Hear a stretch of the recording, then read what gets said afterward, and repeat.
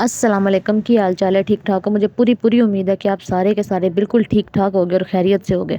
मैं आज vlog upload कर रही हूँ पूरे के पूरे 1.5 महीने के बाद, और मैं आज आपको दिखाऊंगी कि पूरा महीना मेरा रमज़ान का कितना टफ और कितना बिजी और कितना मुश्किल में था। तो आइए जनाब, आज आपको मिलवाते हैं अपने घर के छोटे छोटे डॉन से। ये जनाब जी वो प्यारी सी बिल्ली है जो कि यहीं पे पैदा हुई, यहीं पे बड़ी हुई, जिसने फिर बच्चे दिए, और ये इसका क्यूट सा बच्चा है जो कि पीछे आपको नजर आ रहा है, और ये मेरे बच्चे हैं जो कि आपको नजर आ रहे हैं। तो जनाब जी सैरी करके मैं और रहमान तो सो जाते हैं और बच्चे सोए भी होते हैं। सुबह स्कूल जाने का टाइम होता है, आप सबको पता है कि मैं जॉब करती हूँ स्कूल में, और मेरे साथ ही मेरे बच्चे जा रहे होते हैं। तो बच्चों को मैंने फटाफट से उठाया क्योंकि स्कूल के लिए देर हो रही थी।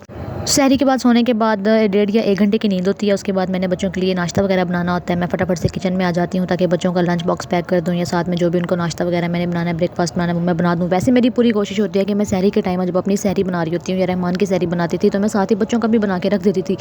लेकिन ना ये लास्ट वाले अशरे में ना रात को ना तकरीबन ज़ाहिर है लेट तक सोना होता था। तो फिर ये है कि इतनी हिम्मत नहीं होती थी 1 या 1.5 घंटे की नींद करने के बाद कि सहरी में मैं इतनी मुश्किल से बच्चों का भी बना के एक ही दफ़ा रख दूँ। मैं बड़ी मुश्किल से अपनी और रहमान की सहरी बनाती थी, और उसमें यह था कि 2 या 3 रोटियां हमारी जो भी होती थी वो मैं बना लेती होती थी।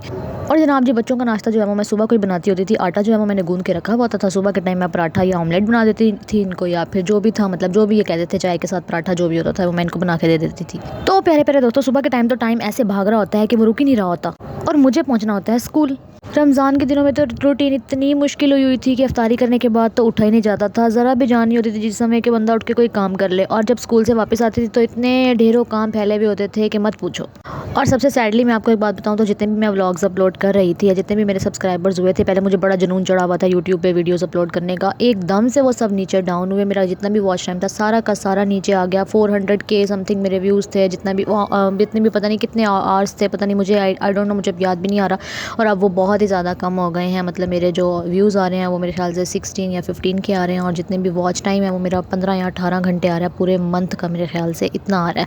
और खैर मैंने दोबारा से सोचा, मैंने कहा कि चलो जी मैं दोबारा से व्लॉग अपलोड करना शुरू करती हूँ, ट्राई करती हूँ थोड़े छोटे छोटे क्लिप रिकॉर्ड करके। मैं डेली का टाइम निकालती हूँ, लेकिन टाइम निकालना बहुत ही ज़्यादा मुश्किल हुआ मेरे लिए। खैर अगर आप लोगों की सपोर्ट रही तो एक ना एक दिन मैं ज़रूर ज़रूर ज़रूर अपने अच्छे वाले व्लॉग अपलोड करूँगी, अच्छे कैमरा क्वालिटी के साथ और अच्छे व्यूज़ के साथ।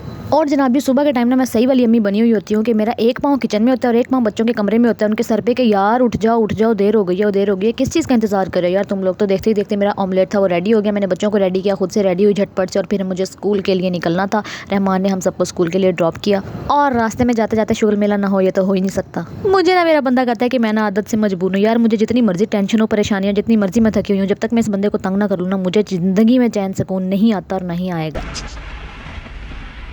स्माइल पास करो, स्माइल दो, स्माइल दो। तो सबका काम देखना है। तो फाइनली जनाब जी हम पहुंच गए स्कूल, और स्कूल में हो रही थी मॉर्निंग असेंबली जो कि हमने अटेंड करवाई। मेरे कहने का मतलब है कि अटेंड की और कंडक्ट करवाई। तो जनाब जी मेरा फेवरेट सब्जेक्ट है साइंस, और मैं पढ़ाती हूँ साइंस, और बहुत ही दिल से पढ़ाती हूँ। और मैं कहती हूँ कि भाई साइंस पढ़ाने के लिए तो मुझे कोई भी क्लास दे दो, मैं उसे पढ़ा लूँगी। तो फिर जनाब जी मैंने जी बोर्ड भरने शुरू कर दिए। मैंने लिख के बोर्ड भरे, फिर वेट किया, फिर बच्चों से टेस्ट लिया। खैर बच्चों ने टेस्ट दिया, और जिन बच्चों को नहीं आता था उनके मैंने कांटे शाटे लगाए, बड़े बड़े कांटे और अंडे लगाए, और जिनको आता था उनको मैंने मजीद काम करवाया। मैंने बोर्ड भर भर भर भर भर भर के बच्चों को काम करवाया, और मैंने कहा मैं लिख रही हूँ तो तुम भी लिखते जाओ, लिखते जाओ, लिखते जाओ, लिखते जाओ, लिखते जाओ। तो प्यारे प्यारे दोस्तों, सारा दिन करते कराते यूं ही गुजर गया और घर जाने का टाइम आ गया। और यार आज तो ना इतनी शदीद गर्मी पड़ रही थी ना, समझ नहीं आ रही थी कि सूरज मामा जो है वो कौन सा चांद चढ़ा के खड़े हैं आज। तो जनाब जी मेरे अंदर तो हिम्मत नहीं थी कि मैं घर जाके रोटी बनाऊं। तो मैंने रहमान को कहा कि यार बच्चों के लिए रोटी ले लो, और मैंने फिर से ना पंगाबाजी स्टार्ट कर दी। मुझे आ रहा है, आपको नहीं आ रहा, अच्छी बात है, आपको आना भी नहीं चाहिए। कभी तो प्यार से देखिए, कभी तो प्यार से देखिए। ये लो ईदी, शॉपिंग करो जाके आज। ये ईदी, इतनी सारी ईदी दे रही हूँ, शॉपिंग करो। देखो मैं आपके लिए इतनी सारी ईदी लाई हूँ। 500 का नोट है, नहीं नोट है, 75 रुपए का नोट है, 75, 100 रुपए का है। ईदी बांट रहे थे बच्चे, मैंने कहा इधर लाओ मुझे। तो सही किया, सही किया है। ये लो आज कर चलते हैं, शॉपिंग करते हैं, इफ्तारी बाहर करते हैं। तुम रखो, तुम जाओ, मैं नहीं जाता। आपने मेरा जूता भी चेंज। तो तो जनाब जी वेलकम बैक है आपका मेरे घर में, स्वागत है आपका मेरे घर में। मैंने कहा जनाब जी मैं 4-5 शौखियाँ मार लूँ थोड़ी सी। बच्चों को ना मैंने शावर दिया फटाफट से घर आके, उसके बाद मैंने इनको खाना शाना दिया। उसके बाद जनाब जी मैं ना ऐसे भंबीरी की तरह पूरे घर में घूम रही थी, जो जो चीज़ें थी मैं सेट कर रही थी, जो जो चीज़ें एक्स्ट्रा पड़ी थी सुबह जाते हुए फैला के गई थी वो चीज़ें मैंने कवर की। और चलते चलते जब जब मेरी नज़र मेरे बंदे पे पड़ती है तो मेरे अंदर से कोई ना कोई बात उबल उबल के निकल के बाहर आती है। मैंने फिल्टर नहीं लगाया हुआ है। आपको मुझे फिल्टर की जरूरत ही क्या है? कहो ना, को मुझे फिल्टर की क्या जरूरत है? देखो मैं फिल्टर इधर देखो, फिल्टर लगाया है, क्या बात है, बंदा ही बदल गया है। क्या अफ्तारी करवा रहे हो आज? हैं? इसको तो बंद करो। क्या अफ्तारी करा रहे हो? क्या करनी है अफ्तारी? आप क्या करा रहे हो? देखते हैं। देखते हैं। बहुत प्यारे लग रहे हो इस फिल्टर में। कहो मैं हुई प्यारा? ज्यादा ही हो रही है हैं? चलो वीडियो बनाओगे ना आज मेरे साथ? हैं? पक्का वादा करो, पक्का प्रॉमिस करो। तो जनाब जी आजा दिखाती हूँ मैं आपको कि मैं कैसे भंबीरी बन जाती हूँ। फिर घर में आती ही मैं सारे काम शाम ऐसे समेट लेती हूँ ना, तकरीबन 1 से 1.5 घंटा मुझे लगता है अगर मैं दिल लगा के काम कर रही हूँ। तो आते ही मैंने सारी चादरें झाड़ी सब कुछ, क्योंकि मैंने सोफ़ों में ना ये कवर डाले हुए हैं, क्योंकि बच्चे जो होते हैं ना, जब मेरे तीनों बच्चे जब खाना खाते हैं कोई भी चीज़ होती है गिरा देते हैं, जब पानी पीते हैं वो गिरा देते हैं, जब भी कोई स्नैक्स खाते हैं वो गिरा देते हैं।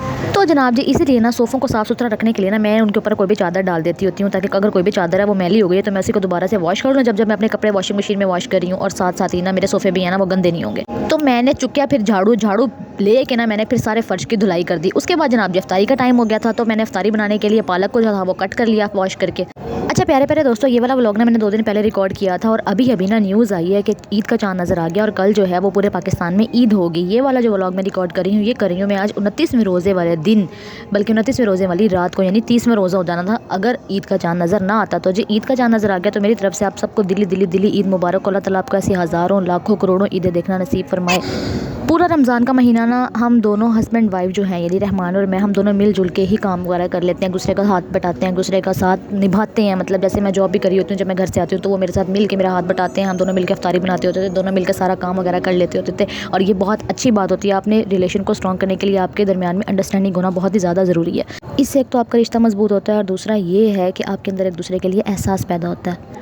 और प्यारे प्यारे दोस्तों, मैं ना बड़ी हैरान हो रही थी कि पूरा साल बंदा कितनी मेहनत करता है, यानी कि मेरे जैसे जॉब करने वाले या रहमान के जैसे जॉब करने वाले जो भी लोग हैं, मैं ये कह रही थी कि बंदा अपने बच्चों के लिए मतलब करता है, उनके लिए चीज़ें वगैरह लेता है, उनके लिए मेहनत करता है, लेकिन फिर भी जितनी बरकती से एक रमज़ान के महीने में होती है और हर तरह का दस्तरखान पे हर तरह की नेमत होती है, इस तरह पूरे साल में बंदे को देखने में नहीं मिलती। तो जनाब जी मैं बना रही थी इसमें पकौड़े बनाने के लिए ना मैंने ना आजकल बड़ी ट्रिक सोची हुई थी। वो पता क्या थी, मैं ना पहले आलू काटती होती थी, फिर मैंने पता क्या किया, मैंने ना एक दिन आलू उबाले, वो ज़्यादा उबले हुए थे और टाइम ऊपर से इफ्तारी का बिल्कुल ही एंड हुआ था। मैंने ना वही आलू उबले हुए ना बीच में डाल के प्याज काट के पालक काट के ना मैंने फटाफट से ना पकोड़े बना लिए। यार वो इतनी जल्दी पकोड़े बन गए, क्योंकि आलू को गलने के लिए तो टाइम ही नहीं रिक्वायर्ड था।